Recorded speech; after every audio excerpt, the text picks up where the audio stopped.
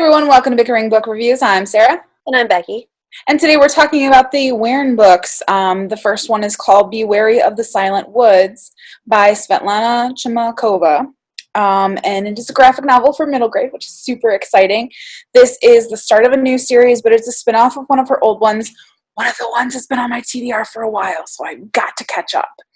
And basically this is about Ailish, who is a Weirn. And that's basically, in this book, it's described as, because I don't really have much familiarity with Weirns, but basically they have these little like demons that go with them that kind of help channel their magic.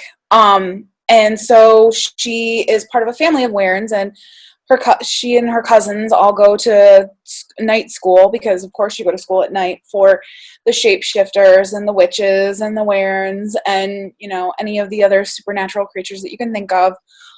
They go to school at night.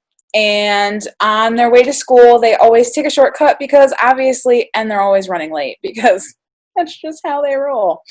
And so they go through the Silent Woods, and it's super important that they do not go anywhere near the house or like the abandoned schoolhouse. The abandoned schoolhouse in the middle of the Silent Woods. Because it's just kind of one of those myths that their grandparents always told them about. They don't necessarily believe it. They just avoid it just because they got places to go.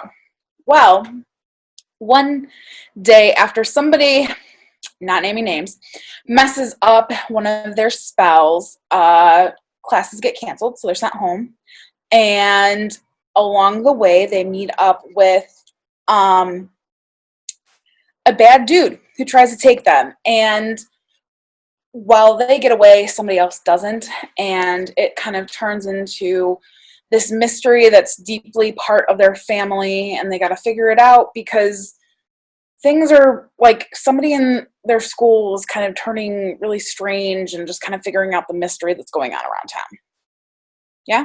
Yeah. Covered it all? Okay. You gave me a weird look, though, when I said that they canceled class early. Did they not cancel class early? No, I didn't give a look. Okay. I was like, I could have remembered. I don't know if they canceled class earlier or if they canceled like an after-school activity or something, but they had to go home. Well, they canceled the race. So. Right. So, but I don't know if that was class or after school. So my thing about this book, the reason I liked this book was like the narrative voice was hilarious. I am trying not to squeal. I am trying not to fangirl because I love her books, like all of them. I love her characters. I want to hang out with all of them all the time. And I want to hang out with them for like different reasons. Like, it's not because they're all the same character, because they're all very well developed and very fun and interesting in their own way. Well, in this book, she has a very diverse cast, but it's done very organically. It's not like when you read one of those books, they're like, bam, we're throwing in diverse characters just to make it cool. But it just everything kind of fit together. But no, I just remember I think I read like the first 3 pages and I was laughing and I was like, okay, well, you know. Yeah. Because that's so good with a reluctant reader, that it's actually funny. Yeah. Well, and I think it's really great and interesting because this is a far more higher fantasy than, well, it's not high fantasy. Or is it? We can I would say genres later. But it's kind of high fantasy. Okay. Kind it's of more fantasy than not, and it will appeal more to readers of fantasy than not. And her Berry book series and DramaCon are more realistic fiction. Even though I could see this being a good read for Amulet. Yeah, I haven't read that one yet, so I do need to get to that. But I think that it's an interesting inroad. Like, if you like Berry Brook, to kind of use this as an inroad or try to see if you can find a way into fantasy. I don't necessarily know that this is going to appeal to all of her Berry Brook readers, but I think that this is a great new, unique inroad into kind of the fantasy graphic novels. I also think this is one of those books that has a girl main character that boys will read. I can agree with that. I also think that this has, not to say that boys don't read Berry Brook, because they do. They really do. Like, the big ones that come into my library asking for it are boys. Yeah, but I think that this one will appeal to a wider audience, I think. And I think the story is very fast-paced, and she doesn't get bogged down in the mythology and the legends. It's just kind of like boom, here it is, boom, here it is, here, boom, and here it is.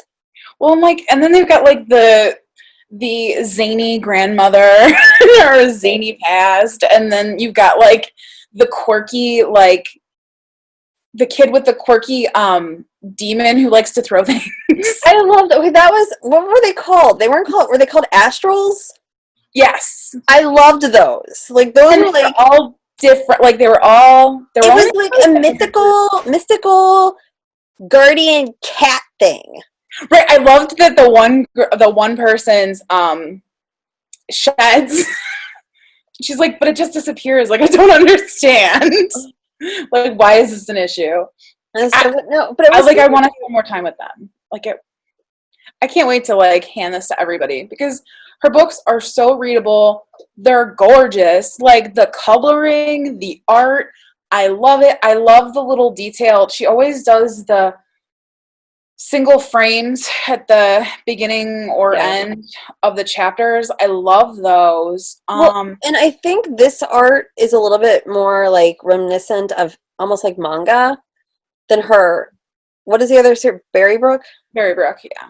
Which I read a couple of those. I feel like that was not quite, this felt like it borrowed a lot more from manga than those.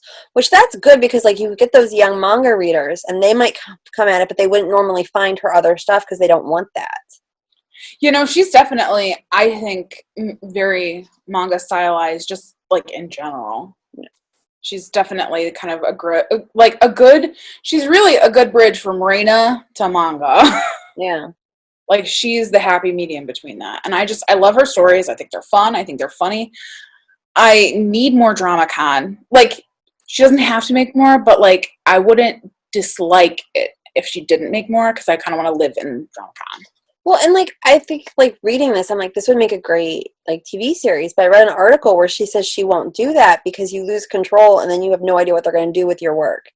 And that's so fair. Which is so fair. Well, there was a great quote from Rick Riordan last week about the Percy Jackson movies, and he said something along the lines of, "You guys were unhappy because this was something that entertained you." He's like, "I watched my life's work go through a meat grinder." Oh, that's a good. Yeah. Well, on that When note, you get mad about somebody not selling their book to be turned into a movie, think about that. yeah. So should we rate it? Yeah. Okay, so our rating scale goes from 5 unicorns down to 2 unicorns. If we don't like it, doesn't get a horn, and is therefore a horse. Where are you? I'm at a 4.